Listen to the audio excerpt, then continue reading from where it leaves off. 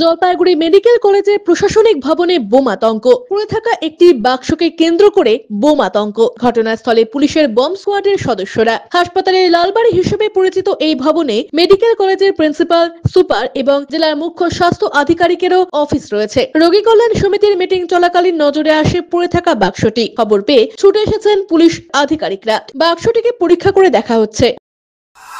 Meeting থেকে এলাম। আর্কেস meeting এ আমাকে আমার সামনেই আইসি বসেছিলেন।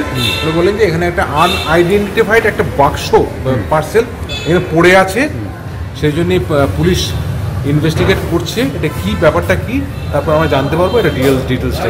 এই অবধি আমি জানি। বলছি সিসি ক্যামেরাতে ফুটেজে দেখা গেছে সেটা আমি জানি না, এই মাত্র পুলিশ ইনভেস্টিগেট করছে। ইনভেস্টিগেট করে তারপর যা রিপোর্ট হবে বাক্স তো নিয়ে গেল। হ্যাঁ, ইনভেস্টিগেট করতে নিয়ে গেল। পিনাকি শীলের প্রতিবেদন, সিসিএন তরাইটুয়ার সংবাদ। প্রতি মাসের তৃতীয় রবিবার এসএসকেএম হাসপাতালের চিকিৎসক ডাক্তার অরুণাভ ঘোষ, এমডিডিএম এন্ড্রোক্রিনোলজিস্ট রোগী দেখবেন জেলা পরিষদের বিপরীতে জলপাইগুড়ি মেডিকেলে। যারা সুগার, থাইরয়েড, স্মৃতিশক্তি কমে যাওয়া, অতিরিক্ত ওজন, হাত পা যন্ত্রণা, দুর্বলতা, মাথার চুল উঠে যাওয়া, একাগ্রতার অভাব ইত্যাদি সমস্যায় ভুগছেন, তারা ফোন করুন 9933342740 এই নম্বরে।